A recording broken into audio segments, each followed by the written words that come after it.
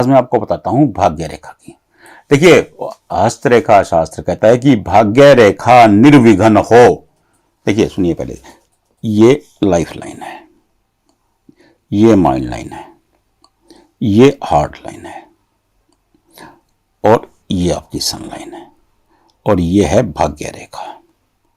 देखिए, भाग्य रेखा बिल्कुल सीधी। हस्तरेखा शास्त्र क्या कहता है? हस्तरेखा शास्त्र कहता है कि अगर भाग्य रेखा निर्विघ्न हो, संपूर्ण लंबी हो, तो अति उत्तम होती है। ये राजयोग की श्रेणी होती है।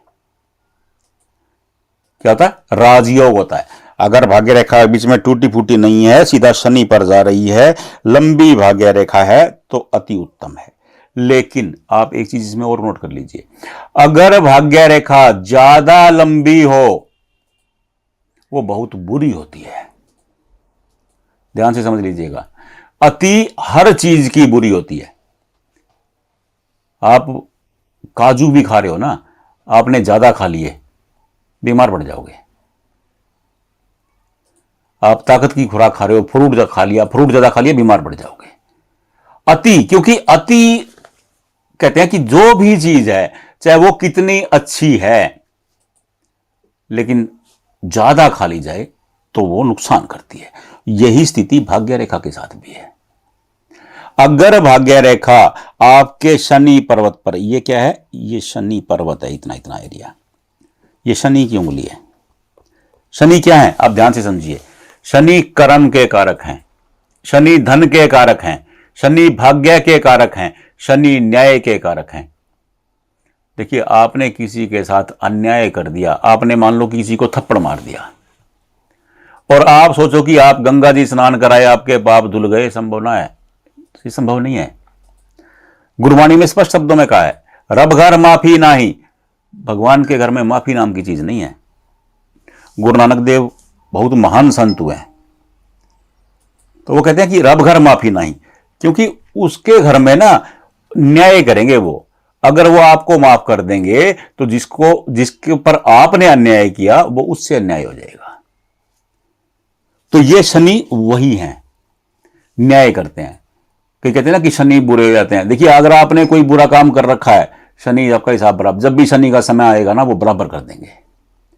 अगर आपने किसी का बुरा नहीं कर रखा, देखिए मेरा अनुभव है, शनि को लेकर के अलग अलग तरह की भ्रांतियां हैं, डर है समाज में, लेकिन 40% 45% लोगों की हथेली में शनि बहुत बढ़िया फलदायक होते हैं, क्योंकि भाग्य के कारक ही शनि है। अब मैं बात कर रहा था शनि भाग्य रेखा की। देखिए, शनि रेखा जो होती है ना, उसी को ही भाग्य रेखा कहते हैं। अब अगर भाग्य रेखा बिल्कुल सीधी आई और ये आपकी उंगली पर चली गई, ये अति हो गई, ये बुरी रेखा है। अगर शनि की रेखा, भाग्य रेखा शनि की उंगली के ऊपर चढ़ जाती है, शनि के पर्वत को पार करके शनि की उंगली पर चली जाती है, और जितनी ऊपर जाती है उतनी ज्यादा बुरी है। अगर ये आपके प्रथम पोर को पार कर गई, ये यहां प्रथम पोर तक चली आई, ऐसा व्यक्ति कर्ज के दलदल में फंस जाएगा, कलह के दलदल में, यानी कि क्लेश, उसके घर में क्लेश ही खत्म नहीं होगा।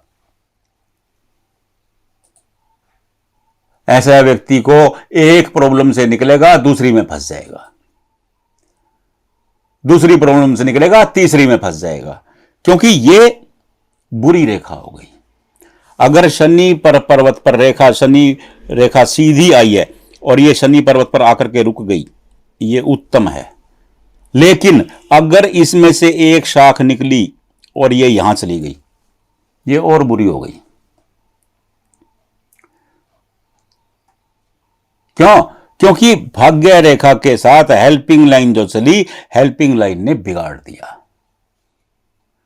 वो कहते हैं ना कि बुरे व्यक्ति, अगर आप अच्छे व्यक्ति हैं और संगत में बुरी हैं, तो ये वो इंडिकेशन है। आप अच्छे होंगे, लेकिन आपकी जो संगत है, यानी कि ये संगत है, आपका जो साथ है, आपका जो फ्रेंड सर्कल है। आप कुछ लोग कहेंगे संगत क्या होता है जी, तो मैं इसलिए आपको नए यूथ को समझाने के लिए बता रहा हूं। जो ये फ्रेंड सर्कल है, फ्रेंड सर्कल आपको डबो देगा, ये बुरा चिन्ह हो जाता है। हमेशा देखिए, संपर्क उसी से रखिए जो आपके लेवल का हो। अपने वो स्कूलों में एक कहानी पढ़ाई जाती थी कि एक राजा ने एक बंदर को अपना सुरक्षा गार्ड रख लिया, और एक मक्खी बार बार राजा के ऊपर बैठ रही थी, और वो बंदर ने तलवार उठा ली। वो मक्खी को काटने के चक्कर में राजा की गर्दन उड़ा दी उसने। वो संगत थी। साथ इंसान का वैसा होना चाहिए जो उपयोगी हो, समझदार हो। वो कहते हैं कि ज्ञानी अज्ञानी मित्र से ज्ञानी दुश्मन भला। क्यों कहा गया है? इसलिए कहा गया है कि अज्ञानी अगर मित्र भी होगा ना तो भी आपको डबो देगा। अगर ज्ञानवान दुश्मन होगा ना तो वो 100 बातें सोचेगा कि इससे इतना बुरा होगा, इससे इतना नहीं बुरा होगा। वो अगर आपका विरोध में वार भी करेगा तो वो सोच समझ कर करेगा। इसलिए कहा गया है कि अज्ञानी मित्र से ज्ञानी दुश्मन भला होता है। तो ये साथ खराब होने का रेखा है। अगर ये इसमें से एक रेखा और निकली और ये यहां चली गई तो ये बंदा अकेला पड़ जाएगा बुढ़ापे में आके।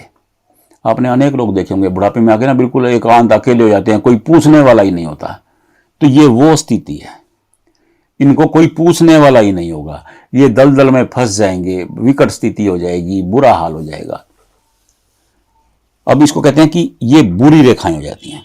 देखिए, अगर ये रेखाएं अगर आपके ऊपर नहीं चढ़ रही हैं, कोई रेखा आपके ऊपर तक नहीं गई है और ये रेखा यहां तक आई है और ये यहां ऐसे हो गई है, ये शानदार बुढ़ापे का इंडिकेशन है।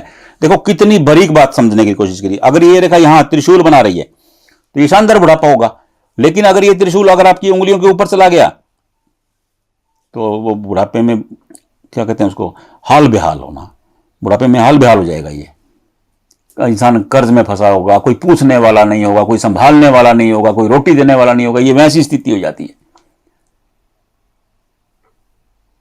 तो इस रेखा को ध्यान से समझ लीजिए। भाग्य रेखा संपूर्ण होनी चाहिए और शनि पर्वत पर होनी चाहिए, बस इतनी सी बात है। इतना सा समझ लीजिए आप, बस इससे ज्यादा समझने की जरूरत नहीं है। ये ऊपर जाएगी तो ये गड़बड़ कर देगी। कोई भी रेखा देखिए, कोई भी रेखा अगर उंगलियों के ऊपर चली जाती है, पर्वत को पार कर देती है, तो वो अति कर देती है। मतलब बस इतना ध्यान से समझिए। आपका शनि पर्वत कैसा है इसको मैंने अनेक बार समझा दिया है, फिर भी समझाता रहूंगा। देखिए, ये हमारे पूर्वजों की धरोहर है, अकेली मेरी नहीं है, मेरी बपोती नहीं है। ये आपका भी है। जिन्होंने हस्तरेखा शास्त्र लिखा, जिन्होंने ज्योतिष लिखा, वो आपके भी पूर्वज थे। हम सबके पूर्वज हैं वो। इसलिए आप भी पढ़िए, आप भी समझिए। और मैं बार बार कहता हूं, अपने हाथ के पंडित खुद बनो। किसी के पास जाने की जरूरत ही ना हो, किसी से पूछने की जरूरत ही ना हो, आप खुद देख लो। वो कहते हैं कि अगर मुसीबत आती है और इंसान सावधान होता है, वो कहते हैं ना कि हमेशा स्कूटर पर सावधान होकर बैठना चाहिए, गाड़ी में सावधान होकर बैठना चाहिए। इसलिए कहते हैं क्योंकि सावधान आदमी रहेगा तो बचाव हो जाएगा। देखिए, भाग्य बदलना नहीं जा सकता। जो भाग्य भगवान ने दिया है आप उसको बदल नहीं सकते, लेकिन संवार सकते हैं। ज्योतिष कहता है हर ज्योतिष किताब में, कर्मण्य बाधिता रस्ते मां फलेषु कदाचन।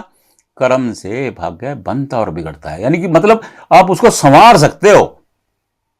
अगर विपदा आएगी तो विपदा में अगर आप अलर्ट रहेंगे तो विपदा कम नुकसान करेगी। इसलिए कहा जाता है कि ज्योतिष आप भी पढ़िए, आप भी सीखिए। हम लोग लगातार एक एक रेखा सिखा रहे हैं, आप भी समझिए। नहीं समझ में आ रहा, कोई दिक्कत ही नहीं है। जहां आप वीडियो देख रहे हैं वहीं कमेंट बॉक्स में भेज दीजिए, कोई समस्या नहीं। मेरा नंबर इसी वीडियो में चल रहा है, इसी नंबर पे अपने हाथ का फोटो खींचिए, व्हाट्सएप कर दीजिए, पूछ लीजिए।